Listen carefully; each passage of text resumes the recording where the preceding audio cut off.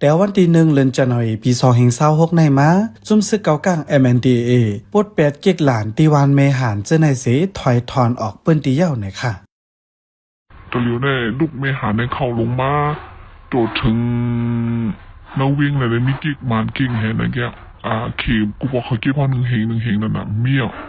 พันอ่ะขี่คอมเปอร์เดียวแกน่ะเขาว่าหิมหูวิ่งอันเมหาในราชูอัศบในกอมันกอมเปอร์ขี่กอมเปอร์ยาวน้ำมันเขาเข้ามามุอูแทงอินในมีอยู่อย่าไอ้ยาใส่ในหิมนั่นแหละจนมีแต่หมดแล้วนั่นในมีกิ๊กมันอันแท้วิคดาก่อนด้วยมาตัวเหลียวนอกเลยติวานเมหานเย้าติวานน้ำปองอันมีเหนือเซียนตั้งลาเซียวเมืองใหญ่ก่อจุ่มซึกเขาถอยทอนออกแทงเลกวนเมืองอ่ำป้อมมีลองหยุ่มยำเย้าหน่อยค่ะบอกว่าเรียกว่าเขาบอกว่าอยู่หิมแคบไม่นั้นไว้บอกว่าเขาอยู่ตั้งโรงเรียกว่าหิมเขาไปหิมคูนั่นเขาคำไปตัวเดียวเขาไปโอเลียไปว่าอย่าไปให้มันเป็นพักตึกกันนั่นนะพี่แต่อย่ามาตายพี่เพื่อนยังเนาะเป็นซ้ายมาทำทางที่เปลี่ยนตัวเดียวห้องปันกันขึ้นไงเมื่อเขาที่ถอยได้เขาให้เก็บขวานแล้วนั่นเอง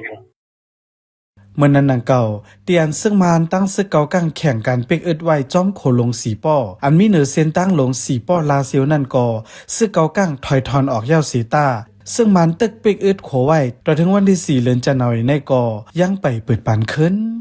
เว้งลาเซียวในเมื่อวันที่28เดือนธันวาคมปี2025ในก่อซึ่งมันจัดปังเลือกตั้งจุ่ม1เสเมื่อวันที่29เดือนธันวาคมในก่อซึ่งมันตั้งซึกเกากังฮบทบอุบกันดีโฮงแฮมจัง2ตัวแทงย้อนนั้นจุ่มซึกเกากังเขาจังไล่ถอยทอนออกในปืนตีนะค่ะ